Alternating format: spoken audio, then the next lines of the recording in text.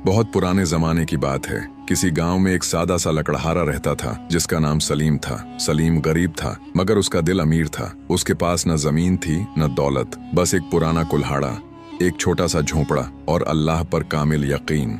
सलीम रोजाना फजर के बाद उठता, 2 रकत नफल अदा करता, अपनी बूढ़ी माँ के कदम दबाता और फिर जंगल की तरफ रवाना हो जाता। वह लकड़ियां काटता, बाजार में बेचता और जो मिलता उसी में कनात कर लेता। कभी उसने शिकवा नहीं किया, कभी किसी के सामने हाथ नहीं फैलाया। बस्ती के लोग कहते थे सलीम के पास कुछ नहीं मगर उसके दिल में सुकून है।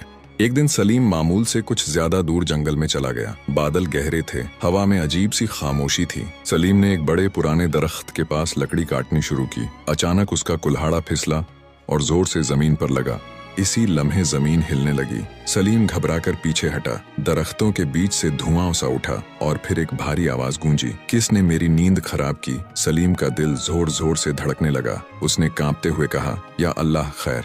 धुआं छटा तो सामने एक जिन खड़ा था, लंबा सियाह, आंखें दहकती हुई, आवाज गरजदार। सलीम के कदम जैसे जमीन में गड़ गए। जिन ने गुस्से से कहा, इंसान तुमने मेरे आराम में खलल डाला है, इसकी सजा मौत है। सलीम के हाथ कांप रहे थे मगर उसकी जबान खामोश न रही। उसने सर झुकाकर कहा, अगर यही मेरा वक्त है तो मैं राजी हूँ, मगर मुझे 2 रकत नमाज अदा करने की इजाजत दे दो। जिन ने हैरत से देखा, मौत सामने है और तुम नमाज मांग रहे हो? सलीम ने आहिस्ता कहा, मैंने जिंदगी भर अपने रब पर भरोसा रखा है, आज भी वही मेरा सहारा है। जिन हंस पड़ा मगर इजाजत दे दी। सलीम ने वहीं जमीन पर नमाज अदा की। उसकी दुआ मुख्तसर थी मगर दिल से निकली हुई, ए अल्लाह, अगर ये आजमाइश है तो सब्र दे और अगर ये अंजाम है तो ईमान पर मौत दे। नमाज के बाद सलीम ने कुल्हाड़ा उठाया और खामोशी से खड़ा हो गया। जिन कुछ देर तक उसे देखता रहा, फिर उसकी आवाज बदली, मैंने बहुत इंसान देखे हैं, लालची, डरपोक, झूठे, मगर तुम मुख्तलिफ हो। सलीम ने नजरें झुकाए रखी। जिन ने कहा, मैं तुम्हें 3 पेशकशें देता हूँ, दौलत, ताकत या निजात, एक चुनो। सलीम ने फौरन जवाब दिया, मुझे ना दौलत चाहिए ना ताकत, बस निजात, मेरे रब की रजा। जिनके चेहरे पर हैरत और एहतराम उभर आया। अक्सर इंसान दौलत मांगते हैं, तुमने निजात मांगी। सलीम ने कहा, दौलत आजमाइश है, ताकत फितना है, मगर निजात रहमत है।